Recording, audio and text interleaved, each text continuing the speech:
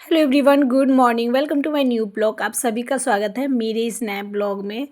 तो मेरी मॉर्निंग तो लगभग 1 घंटा पहले ही हो गई थी और चाय वाय एक कप पी के मैं बिस्तर पे ही थी। जब तक चाय पी फिर वीडियो को थोड़ा एडिट की और उसके बाद में मैं यहाँ पे आ गई हूँ फ्रेश होने के लिए, क्योंकि नाश्ता पानी भी बनाना है। तो मैं फ्रेश हो रही थी जब तक आयुष के पापा दोबारा 1 कप चाय बना दिए थे। वो अपना चाय पीने के लिए चले गए और मेरा चाय ढक के गया है। तो मैं फेस वॉश कर लूँगी, उसके बाद में मैं चाय पीऊँगी। तो सुबह में फेस वॉश करके मैं सिर्फ सनस्क्रीन लगाऊंगी, क्योंकि मेरे मेरे घर में इतने सारी खिड़की है ना कि हर जगह से मुझे धूप लगता रहता है और किचन में से भी यार धूप आता है। और मैं पहले भी बता चुकी हूँ, मेरे बहुत जल्दी पिगमेंटेशन हो जाता है इस घर में। मेरे बहुत ज़्यादा मेरे चेहरे पे 2-4 जगह और आ गए मेरे छाई, जो कि मुझे बहुत प्रॉब्लम होता है। मेरे को बिल्कुल पसंद नहीं है, मतलब चेहरे पे दाग धब्बे हो।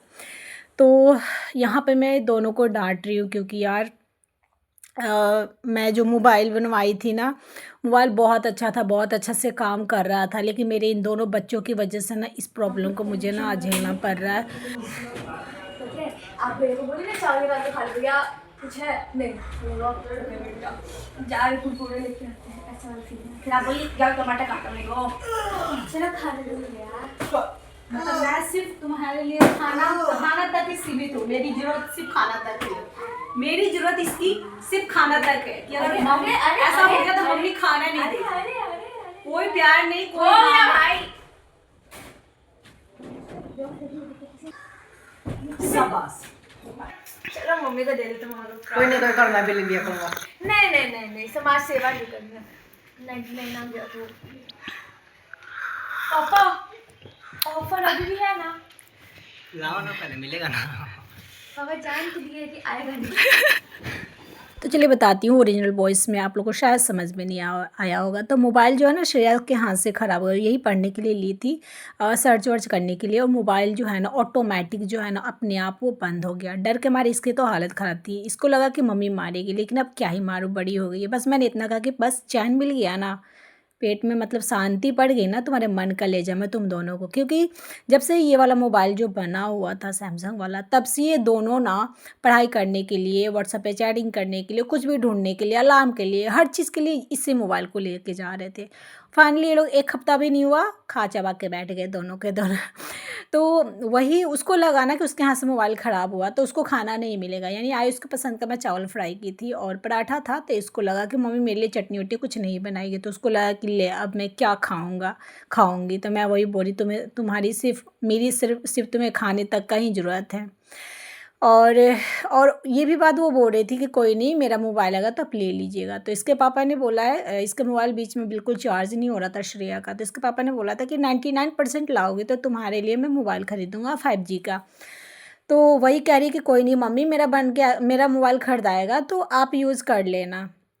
तो मैंने कहा कि चल चल, तुम 99% ला रही हो और मोबाइल तुम्हारा मिल रहा है, देखते हैं। तो आज ने कहा कि मुझे दे देना, तो करा तो कह रही है मुझे ज़्यादा वो करने की ज़रूरत नहीं है। तो फिर कल मैं बाल धोई थी, लेकिन कंघी वंगी की नहीं थी। तो मैंने सोचा चलो बाल वाल झाड़ लेते हैं। और देखिए बेड का हाल, बैग वैग जहाँ तहाँ जहाँ पढ़ते हैं लोग वहीं पे छोड़ देते हैं। चाय पानी पिया, बहुत सारा बकवास किए और उसके बाद मैं कंघी की, मैं अपना श्रेया का भी कंघी की और बाल को समेट के बाहर बालकनी में कंघी कर ली थी, क्योंकि बाल धोई थी तो थोड़े से बाल ज़्यादा गिरते हैं। और बाल को आजकल इकट्ठा करके मैं रख देती हूँ, उसको बेच के मैं भी बर्तन खरीदूँगी।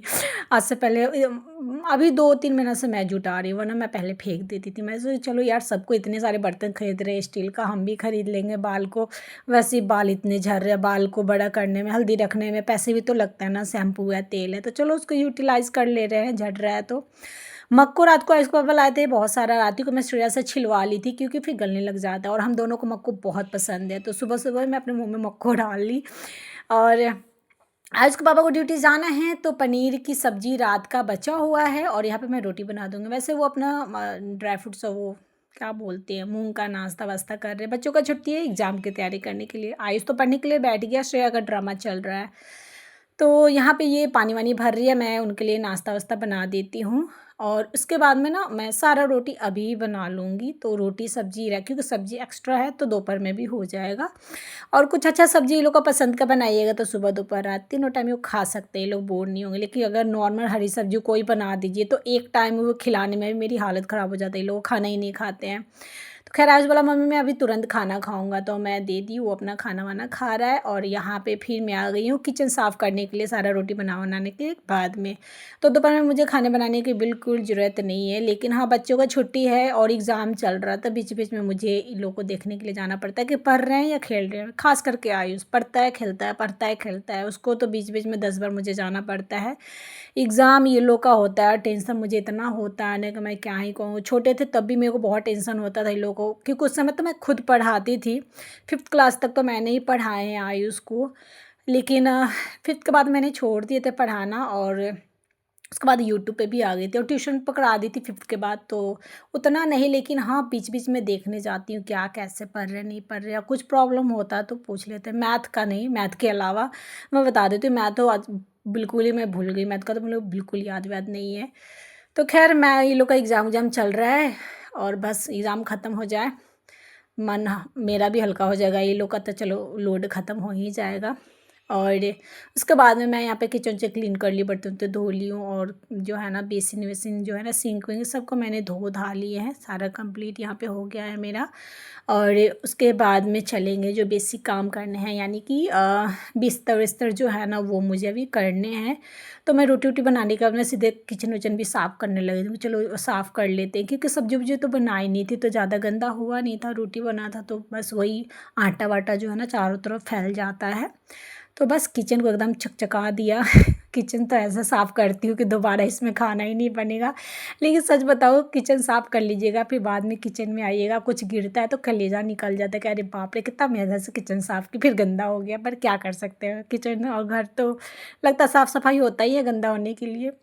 तो प्याज डाल दिया, और मक्कों का छिलका, मटर का छिलका, पालक वालक का जो भी डंठल वाला जो भी थे ना सबको मैं बाहर रख दी हूँ। शाम को गाय वाले भैया आएंगे तो गाय को दिया जाएगा खाने के लिए, तो कचरा में मैं नहीं फेंकती हूँ, इन सब चीज़ को रख देती हूँ। गाय भैंस आता है उसको मैं दे देती हूँ। उसके बाद में मोटर जो है ना पानी चल गया था। वैसे हमारे पास पानी बिल्कुल पीने के लिए नहीं था, और ऐसा नहीं है कि यहाँ पे पानी का मुझे बिल्कुल प्रॉब्लम नहीं है, बिल्कुल मना नहीं किया जाता कि चलाओ या ना चलाओ, जब मर्जी है तब चला सकते हैं। लेकिन बात चलाने से नहीं है, बात यहाँ पे है कि कौन पानी भरेगा। जबकि पहले तो पुराने वाले घर में हम लोग छत पे जाकर पानी भरते थे ना पीने वाला, अभी तो बगल में बालकनी में भरना। इसमें भी भाई आयुष बोलता है कि मैं नहीं, श्रेया बोलती मैं नहीं, और उसके पापा बोलते हैं बच्चों से भरवाओ, मैं नहीं। तो फिर बाद में क्या होता है मेरे को ही करना पड़ता है। लेकिन अभी मैं गुस्सा किया आयुष को, चल पानी भर, उसके बाद में पड़ी हो।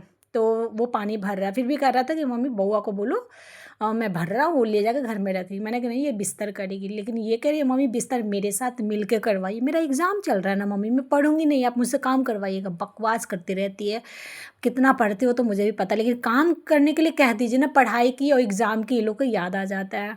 खैर मिल के मैंने अब बिस्तर विस्तर करवा लिए हैं, और इसका ड्रामा चलता रहता है कंटिन्यू, बहुत बहुत बहुत चलता रहता है। जो ओरिजिनल वीडियो डालूंगी तो बकवास सुनते सुनते आप लोग कहेंगे बाप रे कितना बोलती है।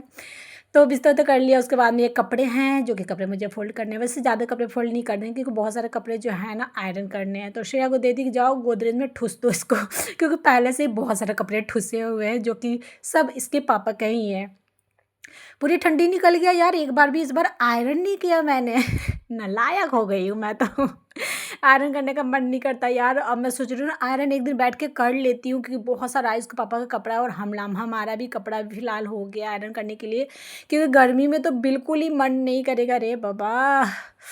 तो खैर आयरन करने का प्लानिंग बना रही हूँ, किस दिन मुहूर्त निकाल के फिर आयरन किया जाएगा, वो भी गर्मी आने से पहले एक बार तो आयरन कर ही दूँ।